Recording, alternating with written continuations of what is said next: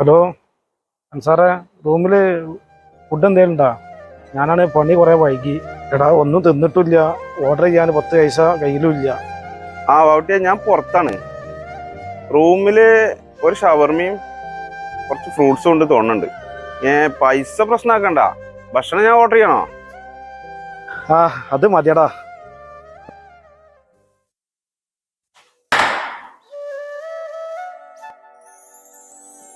ഇപ്പച്ചിന്റെ കുട്ടി കുറേ voice ഇട്ടുങ്ങല്ലേ.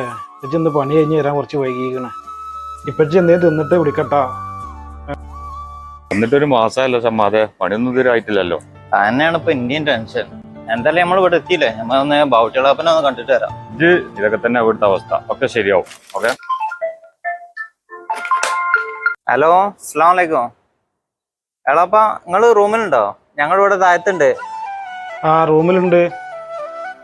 Okay okay, ഞങ്ങളെത്തി. പാപ്പിടിന്റെ അവസ്ഥ മോശാടാ.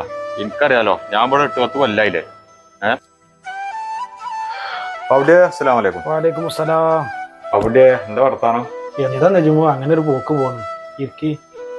അല്ല എളാപ്പ, നിങ്ങള് ജോലിന്റെ എന്തെങ്കിലും അന്വേഷിച്ചോ? എളാപ്പ നോക്കുന്നുണ്ട് ചമ്മാതെ, പണിത്തിരക്കിന്റെ അടിയിൽ ഒക്കെ ശരിയാവും. തിന്നാൻ എന്തെങ്കിലും ഉണ്ടോ ഇവിടെ? ഞാൻ ഒന്നും കഴിച്ചില്ല. എന്നാ ഷവർമ്മ ഉണ്ട്, അതെന്നോളി. ഷവർമ്മ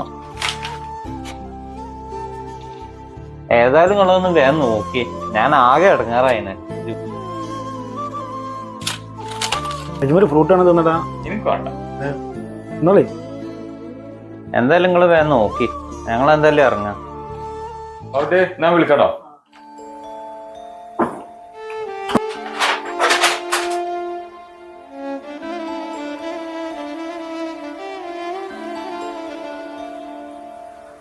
ഏളാപ്പൊക്കെ ഭൂലോക കഴിഞ്ഞ പ്രാവശ്യം വന്നപ്പോ എനിക്ക് 200 ദിർഹംസും ബിരിയാണിയൊക്കെ വാങ്ങി തന്ന. എന്നിട്ട് ഇപ്പൊ നോക്കിയാ ഒന്നും വേണ്ട, ഒരു 100 ദിർഹംസെങ്കിലും തന്നേണേലേ പറ്റുമോ? സമാധെ കയ്യില് പൈസ ഉണ്ടാവില്ലടാ. എനിക്കറിയാം ഇതൊക്കെ അവസ്ഥ. എന്ത് പൈസ ഇല്ലാന്ന് ഈ പറയണേ? മൂപ്പര ഈ കമ്പനിക്ക് കൊണ്ടുവന്ന് എന്റെ വാപ്പ, എന്നിട്ട് എനിക്കൊരു പണി നോക്കുമ്പോ മൂപ്പര കയ്യിലില്ല. എല്ലാവർക്കും അവനാന്റെ കാര്യമുള്ളൂ. ഇനി ഈ നോക്കിക്കോ, നമ്മളോട് ഇറങ്ങില്ലേ, എപ്പൊ ഓർഡർ ചെയ്യും മൂപ്പർക്കുള്ള ബിരിയാണി. മൂപ്പരൊക്കെ ഏതാ മുതലേ എനിക്കറിയില്ലേ.